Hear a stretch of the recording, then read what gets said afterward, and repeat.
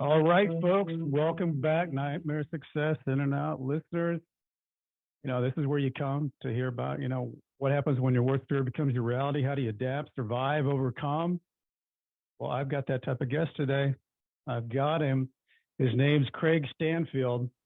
He's known as the reinvention architect, mindset coach. He's done a TEDx talk that I just talked to him about. It's such a cool deal. If you're into TED Talks at all, go and check it out. I listened to it yesterday. I liked it so much I took it home to my wife and had her listen to it. It's just a powerful, powerful speech. He's a keynote speaker. He's a best-selling author. Just a quick thing on Craig. In 2012, Craig Stanland made a choice that would cost him everything.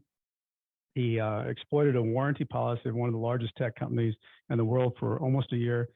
And then the FBI came knocking on the door. He did a 2-year sentence. He hit rock bottom and he found his passion.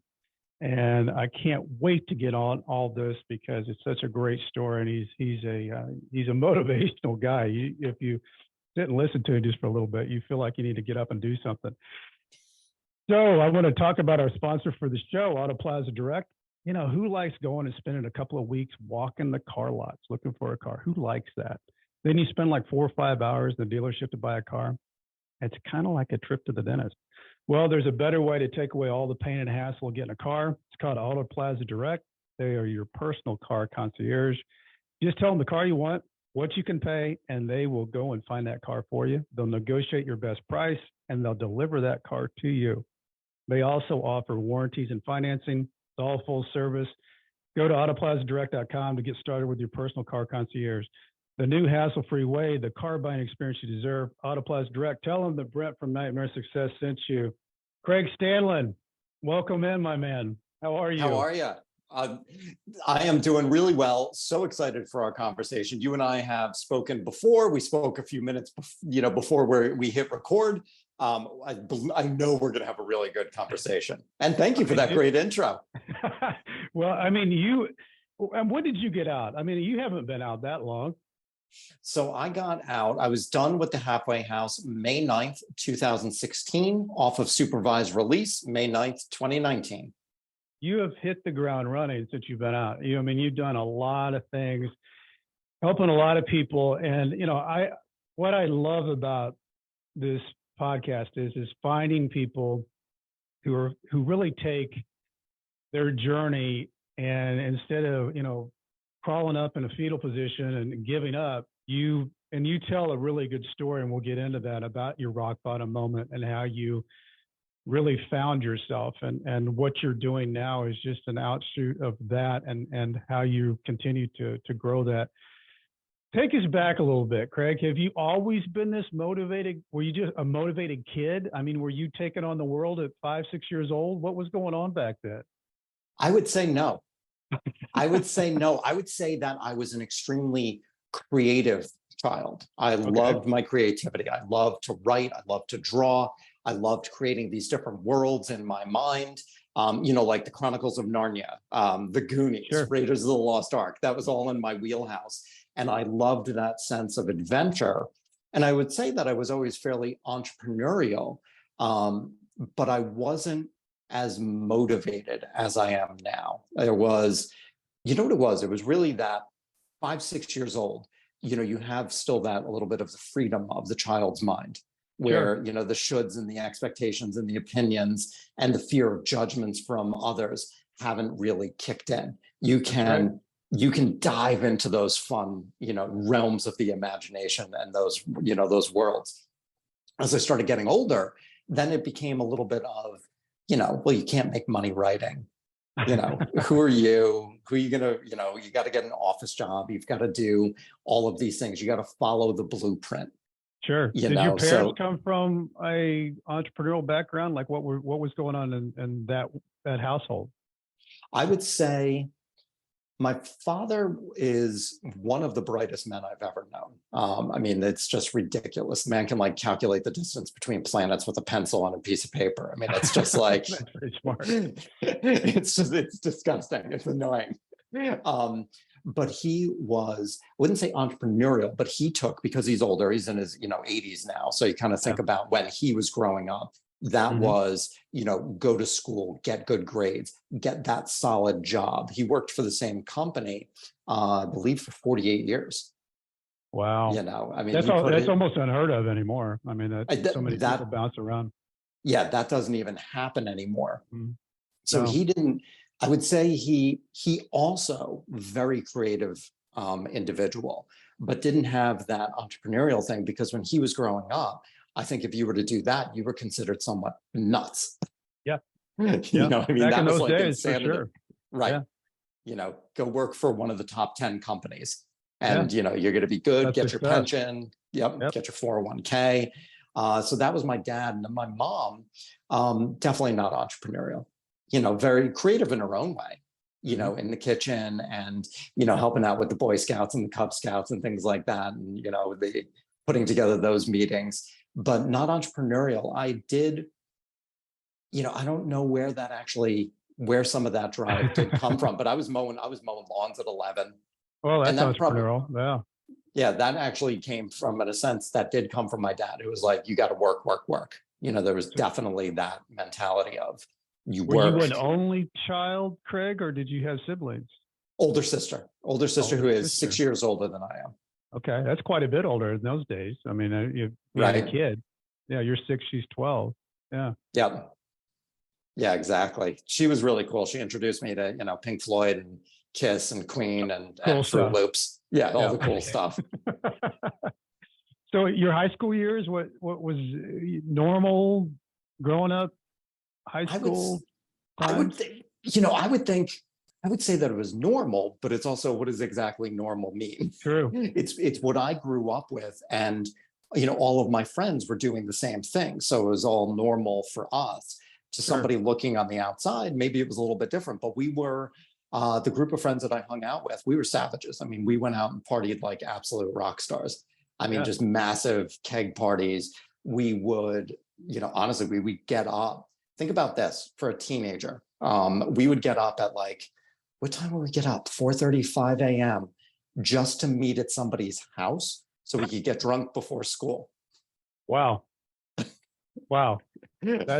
That's organization right there. Real discipline. Maybe that's some of that little bit of that go-getter you were talking about. I had more of it than I realized. But we were risk takers, we were drinkers, we were partiers. When I was young, I was very in tune with school and trying to get the best grades that I could, studying really hard. And you're going to go somewhere that's probably going to inform some of the later decisions and what we're going to dive into. But I started realizing, so I bring home, let's say, a 97 on a test, 98, 99, really good scores, right? My father would inevitably take that test and he would find the one question that I got wrong. And he would say, why did you get this wrong? Wow. That was a careless mistake. That was a stupid mistake. I know you know the answer to this. And my child brain, I think that started around the age of 7-ish or so. That childhood brain started hearing, and I know my father never said this, but it's like, you're stupid. And, you know better, and your best is not good. And I started really realizing if I was putting my best into that test and I was falling short of my father's expectations, then my best is never going to be good enough. Therefore, I'm not good enough. Never measure up. Yeah. Never going to measure up, never going to be worthy, never going to be enough. And that is something, quite frankly, and I think it's why I'm able to help my clients now. It's something I still struggle with. Yeah. It really set a tone. And I think it's so interesting how these beliefs can be formed and how they become truths until we actually uncover them and dig into what they are. So that was a huge part of my childhood. And I bring that up because, like I said, up until about 7, or starting at 7, getting that negative feedback from my father. Well, eventually, when I kind of got to high school, even a little bit before then, more like middle school, I said, F it, I'm not working that hard anymore. Because if my best is never going to be good enough, why am I going to put myself out there and fall short over and over and over again? I'm not going to do that. So I ended up cheating on a lot of tests because I'm not an idiot. I still want to bring home a decent score, but I'm not going to invest myself in that work. So cheating gave me an out. So let's progress past, because you had tremendous success. So, but you felt somewhat like an imposter syndrome. I'm hearing. How did the things progress for you getting into the adult world, college and beyond? So college, I ended up failing out, actually, because I still wasn't willing to put in the work because I didn't want to fall short of my father's expectations. And the penalty for cheating in college is so severe that I wasn't willing to do that. So I just didn't do the work. And I failed out after my first year at the University of Delaware. And so which isn't uncommon for freshmen, by the way. I mean, some people get to college, it's the first time on their own. They got all this social stuff going on. And the thing that falls in the background is actually going to classes. Yeah, it was. Well, the funny thing was I was used to being on my own. When I was a kid, my parents were going through a divorce. So starting at about the age of 13, my father would call home and say, is your mother coming home to cook you dinner? And I learned real quick because it was clever little kid. I'd say, yes, she is. My mom would call home and say, is your dad coming home to cook you dinner? I'd say, yes, he is. So I knew they would both stay out. So I had the house to myself. So I've got this really big home on a private road on a golf course, to myself. So I could drink, I could have friends over and hang out. I knew what time they'd come home. It was easy peasy. So going to college was almost somewhat limiting to me. Yeah. But I just wasn't willing to put in that work because I didn't want to fall short of his expectations. So I failed out of college, and I was doing landscaping at the time. And for the listeners, I'm not a large individual. I'm 5'4". At the time I weighed probably 115 pounds, but I'm wickedly strong.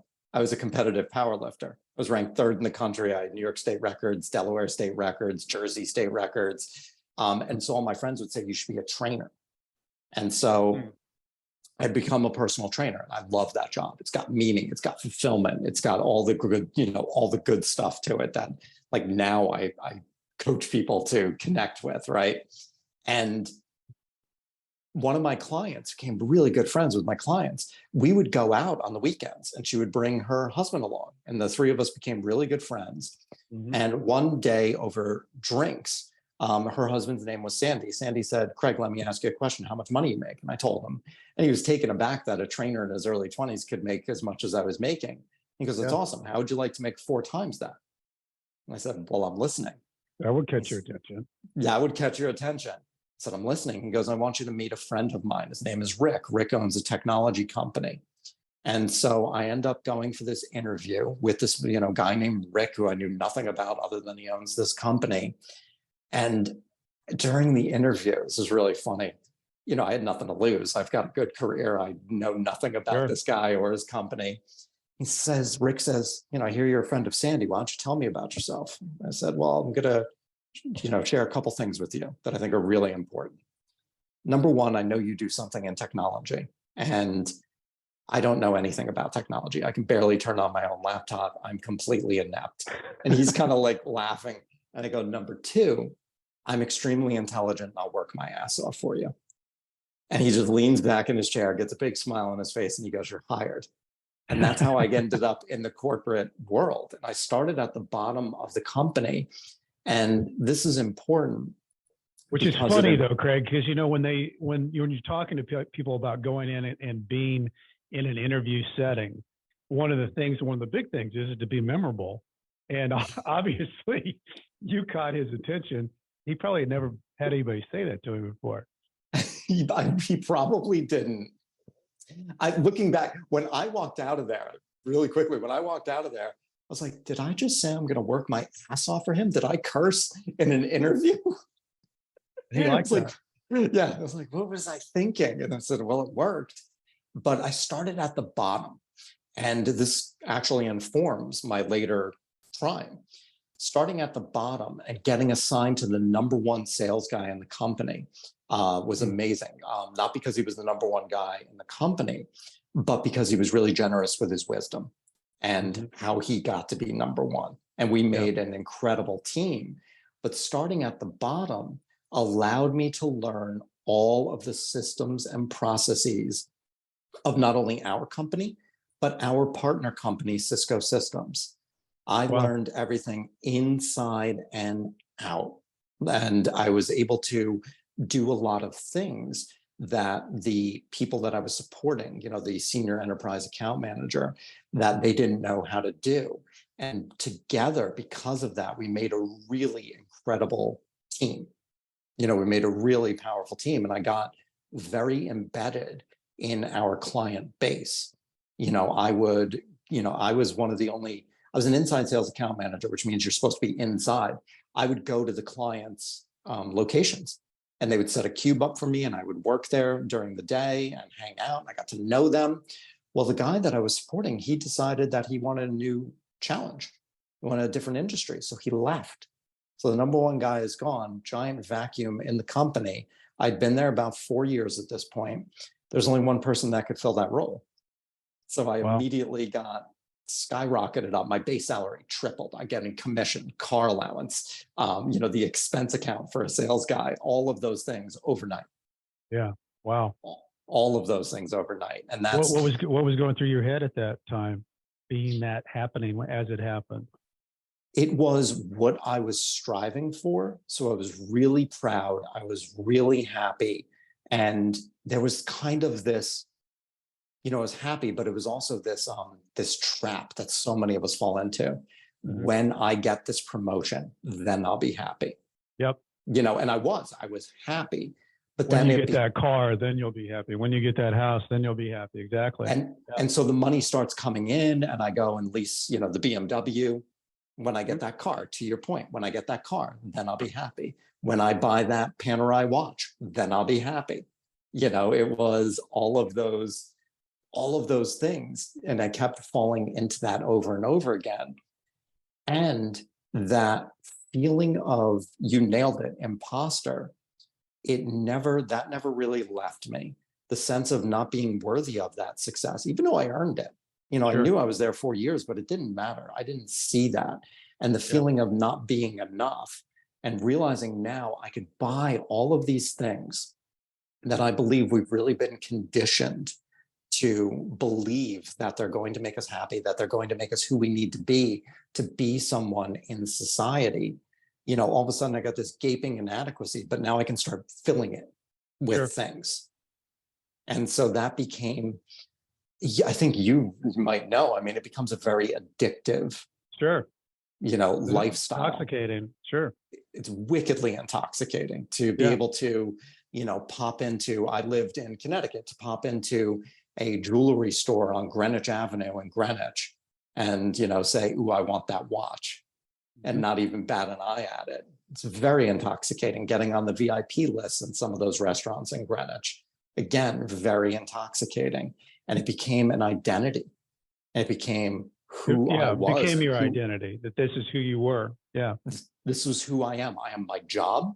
I am my salary. I am my ability to purchase things and my things themselves. That was who I was. And that's not a great place to be. Well, and I think you might have said this, and it might have been in your TED Talk, that you're trying to fill a glass that had a crack in it. And so it was impossible to fill it all the way up. That's exactly right. I was pouring all of these things into a broken glass. They were just coming out the other end. And I was too blind to see the futility of my actions. I just couldn't, I was too close to it. And, you know, the interesting thing and why it's addictive is, you know, running that, you know, the platinum card, running that for a watch comes with a little dopamine rush. You know, it's got that little shot, that little rush, and it feels so good. So now the brain starts associating, when I buy this, when I get that reservation at this restaurant, when I do that, I'm going to feel good. But those dopamine shots are so short term. They are not long term. They fade, quick highs fade quickly. And next thing you know, like I have something that I call the golden treadmill. And I was on the golden treadmill, sprinting furiously, trying to catch the horizon. And we all know how silly that Good actually analogy. is. Thank you. Good analogy. And that's what I was doing. And I kept running, and I kept on turning up the speed and turning up the incline because I was getting those rewards, because it felt good, but they fade, and you got to keep running, man. That finish line, it's not stationary. It's a moving target. Okay. So this kind of leads us into, Craig, how you got into your nightmare, because you were running that treadmill, the golden treadmill, and you were still reaching. And I'm assuming that you thought, I could do this and maybe take a shortcut. Or so a couple of things. You're right there. I'm going to fill in a couple of the gaps. I had started dating somebody who I really pursued for quite a long time. Started dating, and I immediately showed her the lifestyle. Immediately brought her in, right? And I set the bar really, really high. And I put her so high on a pedestal that I had to maintain that lifestyle, because heaven forbid she saw that I was less than. I had presented this front, which quite honestly was a little bit of a facade, because yes, I was a successful individual, but I never lied, but I used semantics and I used language to almost overinflate my success. And then between that and showing her this lifestyle of walking up and down Greenwich Avenue and buying her the Jimmy Choos and the Christian Louis Vuittons, doing all those things, I had set that bar and was terrified of being seen as anything as less than. Well, a couple of interesting things started happening. Number one, the products I was selling were becoming more commoditized. So the margins were getting razor thin on all of my deals. I get paid on the margin. So my commission checks start falling. Well, number two, here I am walking up and down Greenwich Avenue, buying those Jimmy Choos and those Christian Louis Vuittons, not on the weekend. I'm doing it during the week. Yeah. When I should have been working. Yeah. When I should have been servicing. I dealt with some of the largest financial institutions in the world. These are demanding clients that expect you to be there. And I'm sitting here jerking around, getting drunk on a Wednesday, champagne lunches, going to Saks Fifth Avenue, having the time of my life. So take a guess, my paycheck starts shrinking. Well, now, like we had just spoken about, this identity that I have created is being wickedly threatened. And I've got a massive problem, and I've got to figure out how to solve it. And I got to figure out how to solve it very quickly. Well, remember I said I started at the bottom of the company and I knew the systems inside and out? Mm-hmm. When I started thinking about how can I fix this problem, I knew Cisco's warranty policy inside and out. And I started thinking about, well, I know that almost better than anybody. How can I put that to my advantage? And the interesting thing is, I could have very easily had a conversation. The girl I was dating, I ended up marrying her. She became my wife. I could have had that conversation saying, I can't do it anymore. I can't do it. And I actually am not enjoying it anymore. It's too much. This isn't what I want to do. This isn't in alignment with who I am. I want to write a screenplay. I want to invent something. I want to start my own business. I want to do these things. But I was too afraid to be seen as less than. And I saw only kind of, in a sense, very much tunnel vision, where there was only one way out. And I knew that I could exploit Cisco's warranty policy to solve my problem. And that's the road I started going down. How long did that happen? I think it was about a year or so, but until the gig was up. The fraud lasted for 10 and a half months. Okay. It lasted for 10 and a half months. And, I think something really interesting about the fraud, it took me months to put this thing together. I look like Russell Crowe in A Beautiful Mind. He had like Post-it notes all written all over the place. Yeah. I wasn't quite that bad, but I mean, my journals were filled with my scribbles trying to put this together, Post-it notes everywhere. And the day after about 4 months of putting this together, The day I was going to initiate the fraud, I was working from home before everybody was forced to work from home because I was a Yeah. sales guy. I could do that.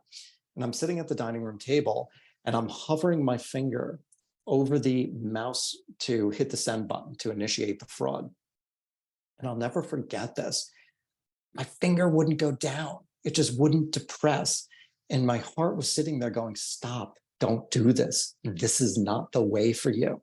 It was imploring me not to make this choice. And I lifted my finger away from the mouse a little bit. And I had that pause. I had that second where I was like, okay, yeah, this isn't the way for me. And I thought about having that honest and frank conversation, with myself, that I can't keep up with what I'm doing, and with my wife, and even maybe with my family. Yeah. And that friggin' terror and fear of being seen as less than kicked in. And I start thinking a little bit of excitement. Said, I found a treasure map that nobody else knows about. This is going to work out great. And that finger went down, hit the other send button. And damned if that fraud didn't it worked like a charm the first time. And then I said, wow, this thing works so well. How can I scale it? How can I make it bigger? How can I make it better? How can I go deeper? And it took on a life of its own. Wow. So walk us through when the nightmare happened to you and they come knocking on the door, and how's your world changed and what are you thinking?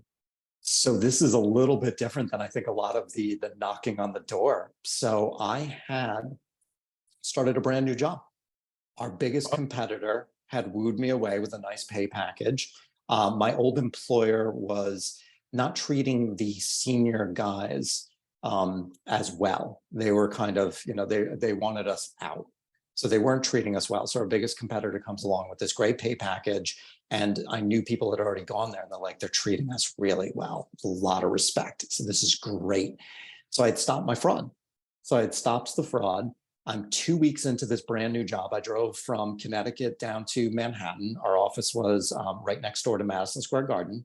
I take the elevator up 37 floors. I'm setting up my desk for the day, like we would all do. I put my laptop down, I put my notebook down, put my pen down, and I grab my phone and I look at it and I notice there's a missed call and a voicemail.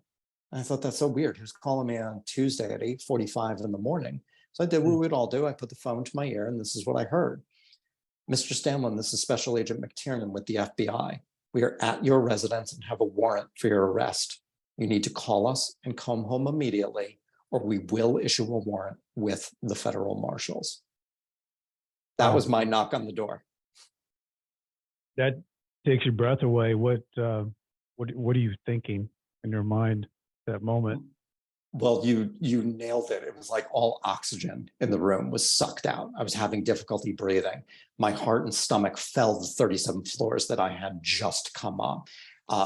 It was nausea. It was terror. It was panic.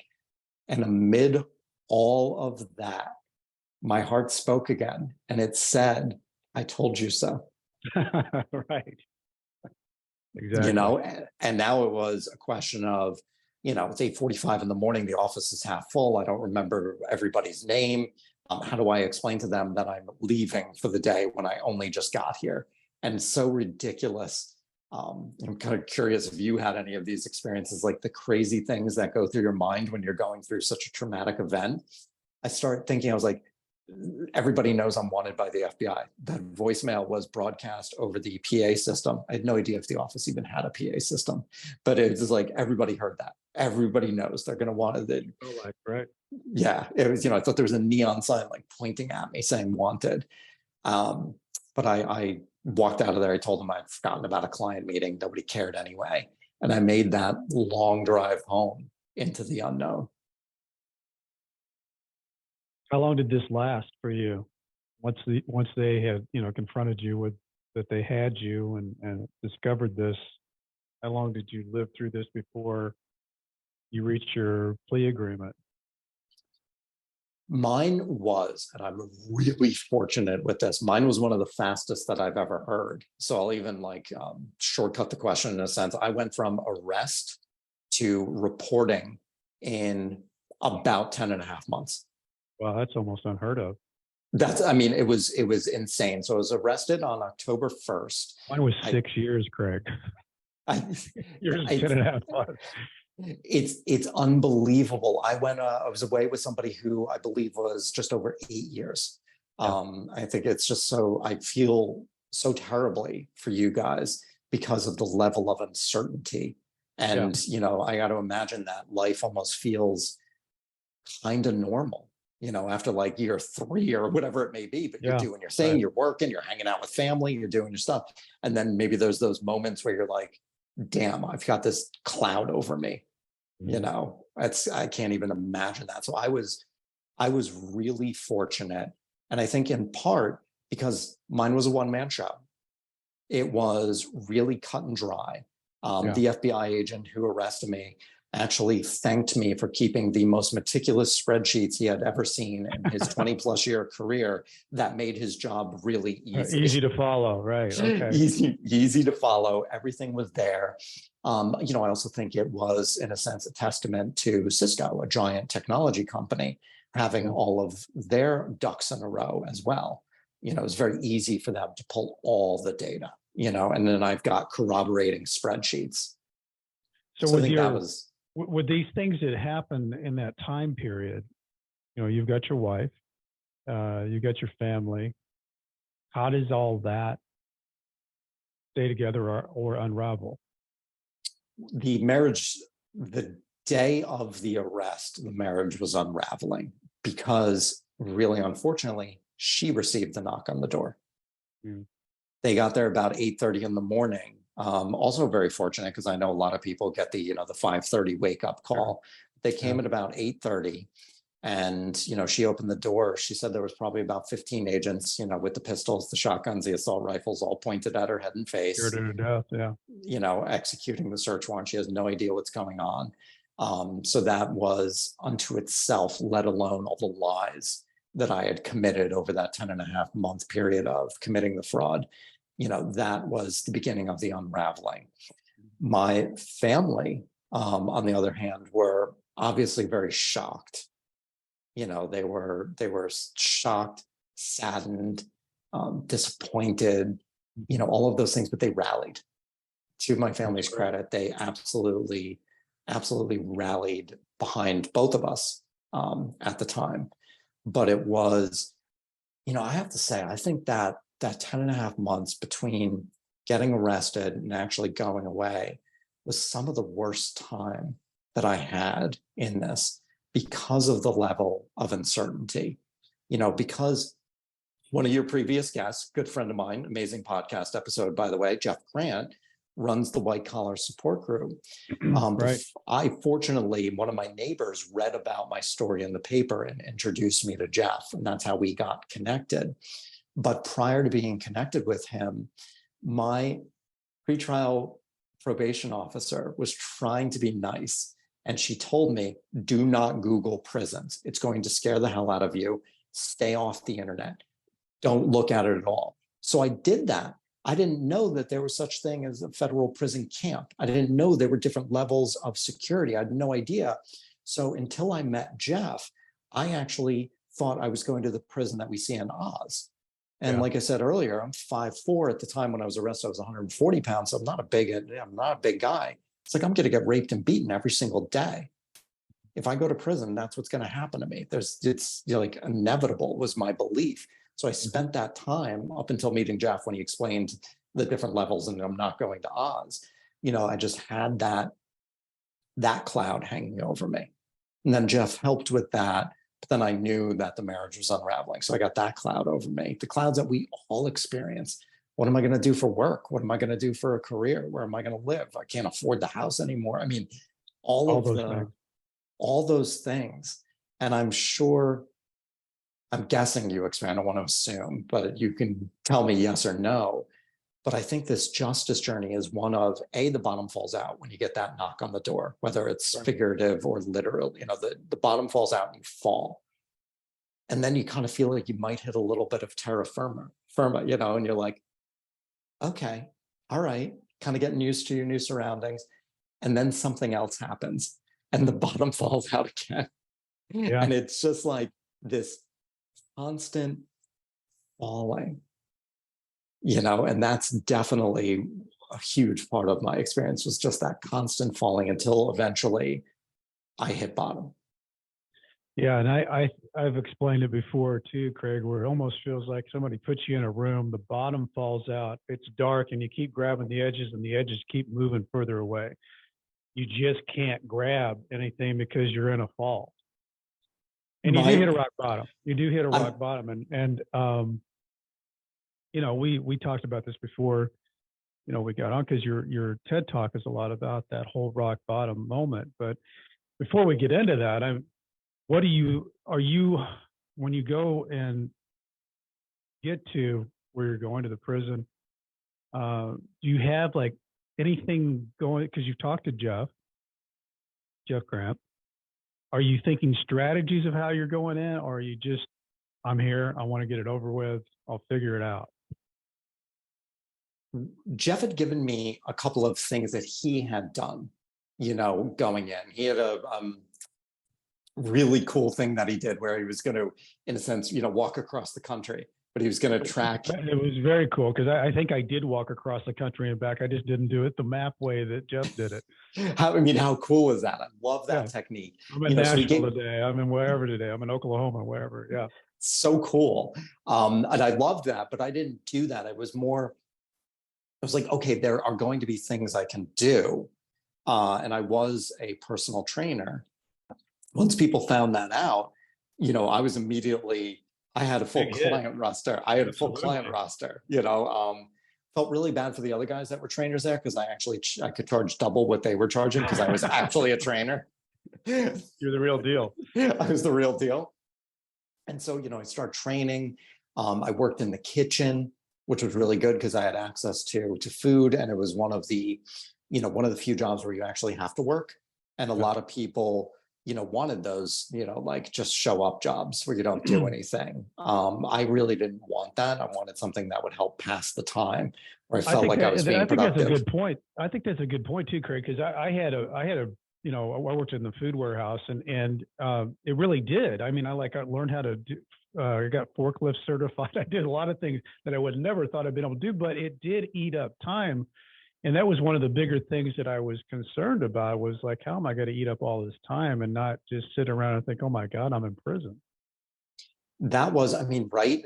Prison is, you know, the days are slow, the weeks are fast. Right. And it's just a question of coming up with that routine. So, you know, I knew Jeff said, get a routine. So I'm a routine guy anyway. So it was just really finding that routine, giving myself a little bit of that room to do some of the things that I had said I always wanted to do before I went into prison, like meditate.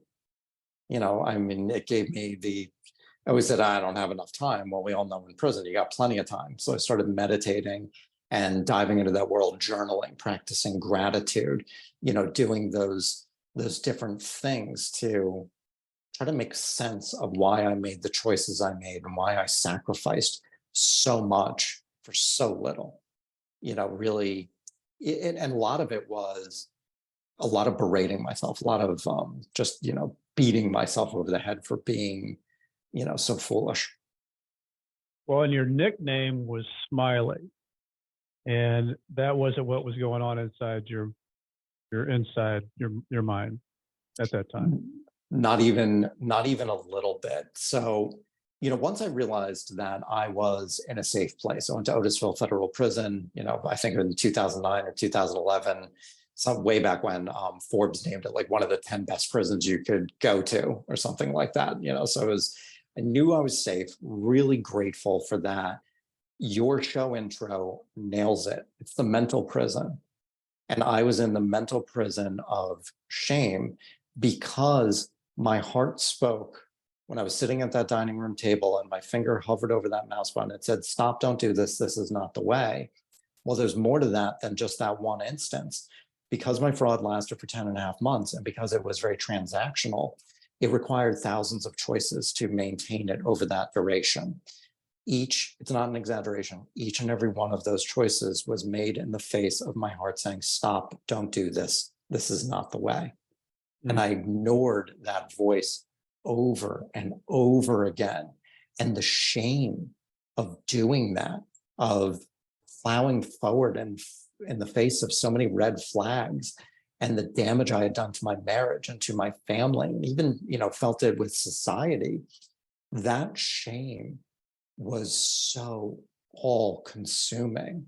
And it came to a real head on December 22nd, 2014.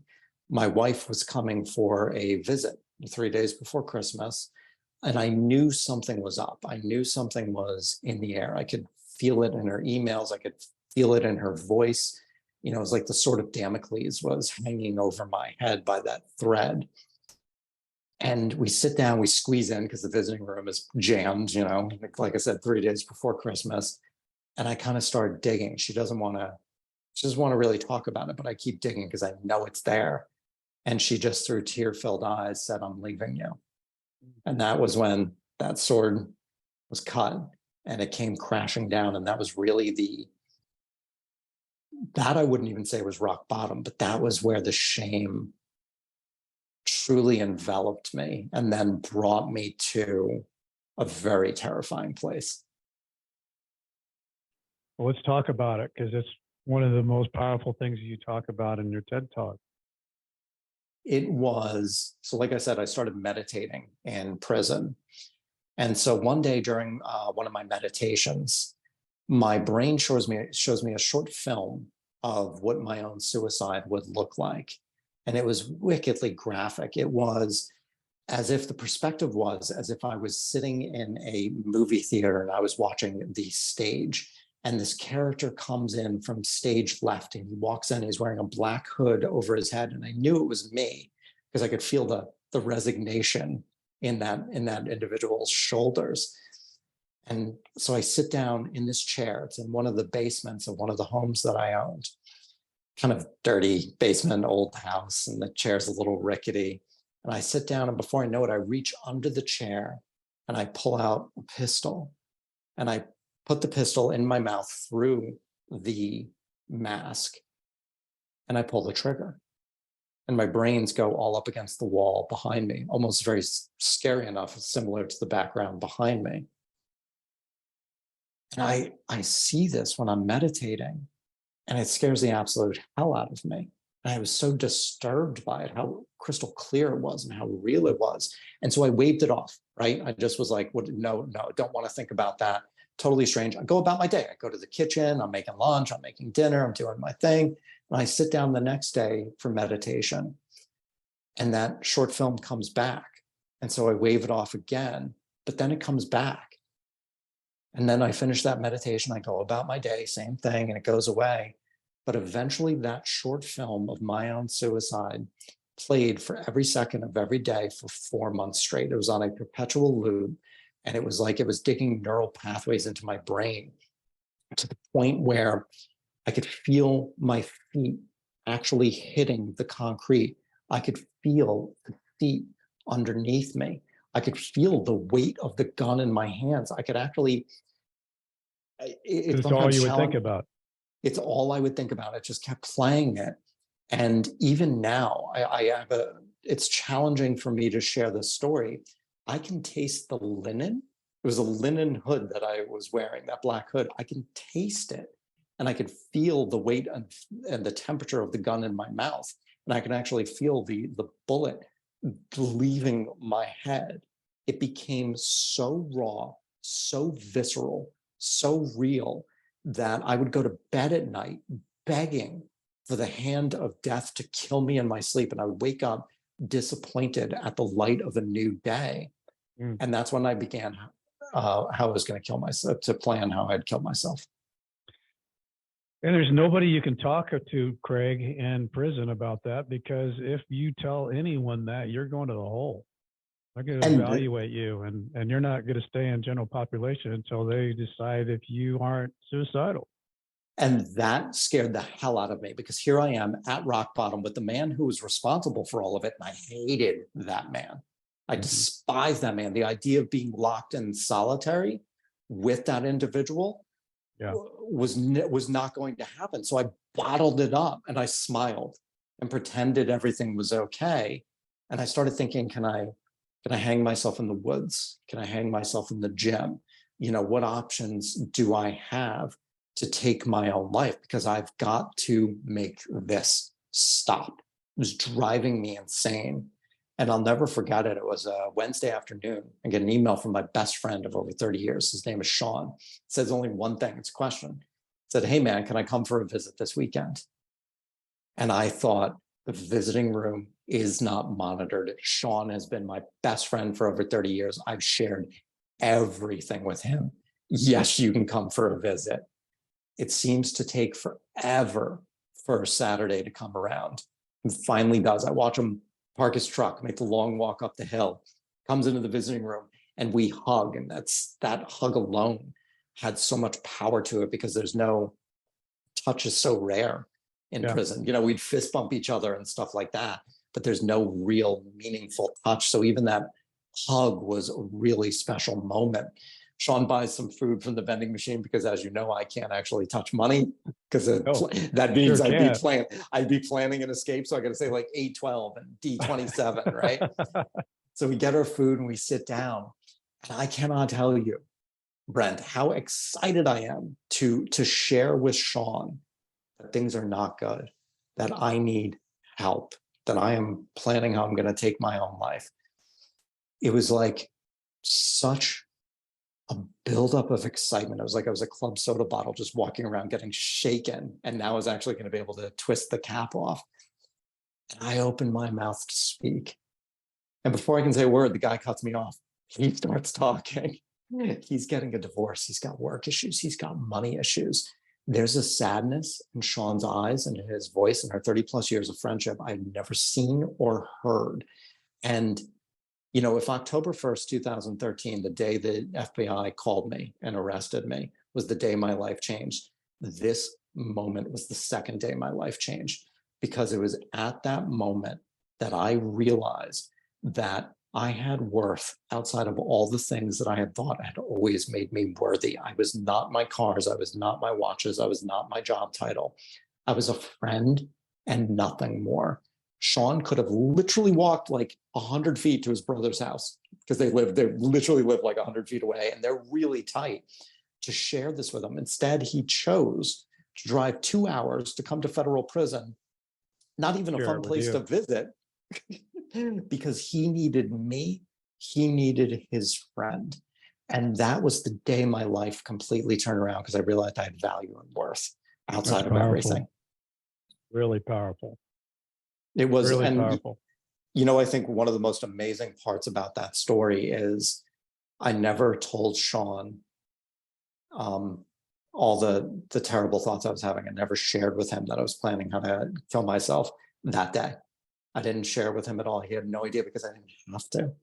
Just that alone, I was living in an absolute sea of darkness, and Sean's visit was just that pinpoint of light. And that's sometimes all that we need. That's what you needed. Yeah. See your own value. Yeah. Yeah. So it was funny that night, I went to sleep for the first time in like 4+ months, not begging for the hand of death to kill me. And I woke up the next morning. It was not rainbows and unicorns, because I was still in prison. Right. But I wasn't disappointed at the light of a new day.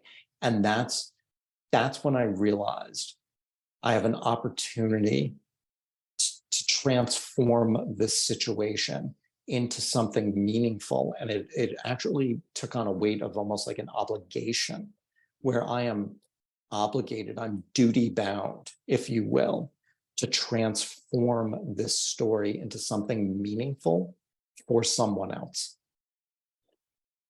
Craig, I remember you told me you had someone that was like a mentor to you in there, and when you were talking back and forth, he put his arm around you and told you that, well, I'll let you tell the story, but I thought it was, and it is interesting how there, for me, the one of the most surprising things about prison is I found that there was really nice, good people in prison. It was I was like you, Greg, when I was standing at the gates of Leavenworth, I thought, okay, I'm gonna get raped, and then I'm gonna get beaten up. Maybe I get beaten up first, and then I get raped, and then I get killed. I don't know what order but it was bad. And what the most surprising thing was is the very first hour of being there, people were trying to help me, and it really, in my mind, for me, it's almost life changing. I never judge a book by its cover. I always want to hear the story. It's one of the greatest gifts that I was given from this experience is perspective. And one of the aspects of that perspective is I'm human, so I still judge, but I try to catch myself when I do. Yep. I try to catch myself when I do and say, like, what's the story I'm making up about this individual? Because exactly right. Because honestly, without the facts, it's all stories. And we got to live in the facts, not the story. And so to your point, when I had to check in at the medium security facility adjacent to the camp, which is, I think, fairly common. Yep. And, when I walk out of the medium facility, it's hysterical. They're like, see that rock over there? I was like, yeah. Walk up to that rock, take a right, you'll be at the camp, you'll be fine. I looked at him like, yeah, I'm not going anywhere. And he goes, stay on the path, you won't get shot. I was like, great. So we walk up, and I come to the camp, and what you said nailed it. Some of the nicest, most genuine people within a few minutes of my arrival. It's right. Like, can we get you, here are your shower shoes, here are, your basic necessities. And one of the people that was responsible for that was one of my mentors, and his name was Ed. Well, Ed, when I actually was when I got my halfway house date, and I was really excited for that because I wanted to go to the halfway house because I wanted that taste of freedom. I wanted to, get back into kind of the real world. So I get my date, which we don't know. It's kind of like a crapshoot. And all of a sudden it's like, hey, sure. Stanland, you got your date. And it's such and such. And it's like, okay, cool. And word spreads, I'm sure word spreads like crazy. Smiley's going to be leaving on, the 14th or whatever day it was. And so I was like, this is so great. This is so awesome. This is, holy crap, I'm going back into the real world. I don't have a job fully lined up yet. I'm basically homeless. I'm getting divorced. Who's going to date a felon? Who's going to hire a felon? I didn't come out and say this, but I was kind of thinking about it. I was like, I hate being here. Prison sucks, but it's a roof and 3 squares. Mm-hmm. What am I going to do when I get on the outside? You're not having to think about all the obligations of being on the outside, right? It's all of that stuff disappears for a little bit. And, people do what they do with their time and they choose to. I did all that inner work, but now all of a sudden I've got to go back in the real world. Am I going to be able to do all this inner work on the outside when I've got a job that, hopefully get that job that takes up X amount of hours? All these fears are coming through my head. And the reality of the situation is making itself very clear to me. And Ed and I are walking down the hallway of the educational building at Otisville. And he says, so you got a date? How you feeling? And I expressed almost everything that I just shared with you. Don't have a house, don't have a career. Who's going to date a felon? I have no money. What the hell am I going to do? And he put his arm around me, in a very fatherly manner. And again, that touch is so special. And he just looked me in the eyes and said, Craig, you have a blank canvas. You can paint whatever picture you want. And the funny thing is, I had an opportunity to have lunch with an author who I greatly admire, Kamal Ravikant. Anybody listening, check out his books. They were instrumental in rebuilding and reinventing my life after prison. Cannot recommend them enough. I emailed Kamal from the Brooklyn halfway house, and I smuggled in iPhone because we weren't allowed to have phones with cameras or internet access, right? So I emailed him from there, explaining a little bit about my story. And he said, you mentioned in the city, like New York City, I'd love to meet up with you. And I said, I would, oh my God, this is amazing. So we end up having lunch. And I share that story with him about Ed saying you have a blank canvas. And I had already shared with Kamal that I was writing a book. And he looks at me and he goes, Craig, that's the title of your book. And I tilt my head like a confused dog. And I'm like, huh? And he goes, blank canvas. His original subtitle was How I Recreated My Life After Prison.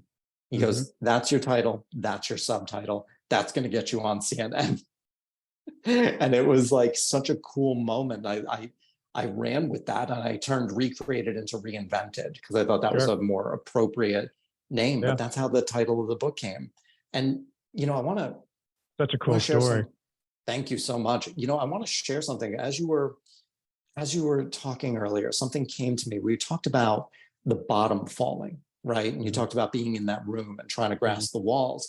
My analogy, the way I felt it was, I was in a hole in the earth, and I was grasping at roots, and the roots just kept coming out. I just couldn't find a firm one until I hit bottom. Mhm. But I think, and the platform that you provide for people to share these stories, I'm curious if we all kind of have the same thing. We have that falling, right? But then it's not an overnight thing. There's those steps that go up. And Ed saying you have a blank canvas, you can paint whatever picture you want.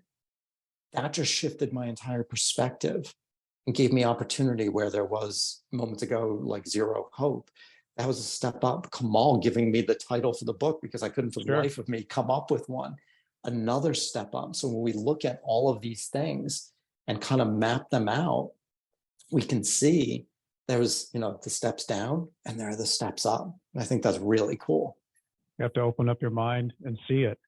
Yeah. I know we've only got a few minutes left because you got a hard break to go away, Craig. What all these things that you have, you got a brilliant mind, and you're using it to help people. What do you think is your biggest takeaway through this whole experience of yours?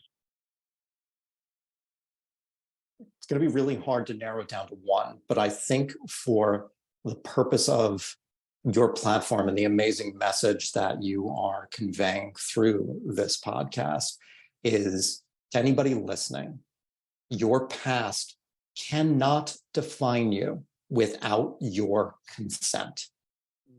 I love that. That's strong. Thank you. And I think it's about choices, right? And that's a choice. it's all about choices. And you and I feel like we could have part two because that was, understanding, all the choices that are available to us. And They are. everything's a choice. Everything is a choice. Craig, if people want to get a hold of you, I know you've got craigstanland.com. What other ways should people reach out and find you? You can find me on LinkedIn and Instagram. I'm posting content every day that I hope is of value. You can check out my TED Talk, How I Learned My Greatest Worth in Federal Prison. And Blank Canvas, How I Reinvented My Life After Prison is available on Amazon and Barnes & Noble. And if you can find it on Barnes & Noble and Amazon, there's also Nightmare Success. So we both got books. Just go there and get them both. Get them both. Get them both. And folks, for people, whether you listen on Spotify or Apple or wherever you listen, go there, leave a review. It puts the show on steroids when you do that. I love that when people do that. Hit the follow button too. And if you want to know and get to know any more about what I've got going on, it's BrentCassidy.com, TY, not DY. And share the show. If you got anything out of this today, share it. As I used to say to my people when I was writing my emails back and forth from prison, stay strong. I'll do the same. Craig Stanfield, thanks so much for sharing your story today. It's just an awesome story. Thank you so much for having me on. I loved our conversation. And again, acknowledging you for creating this podcast and having a platform for people to share these stories, because that's where we connect as humans. And it's so important. So thank you. Thank you, Craig. Nightmare Success in and out. See you all later.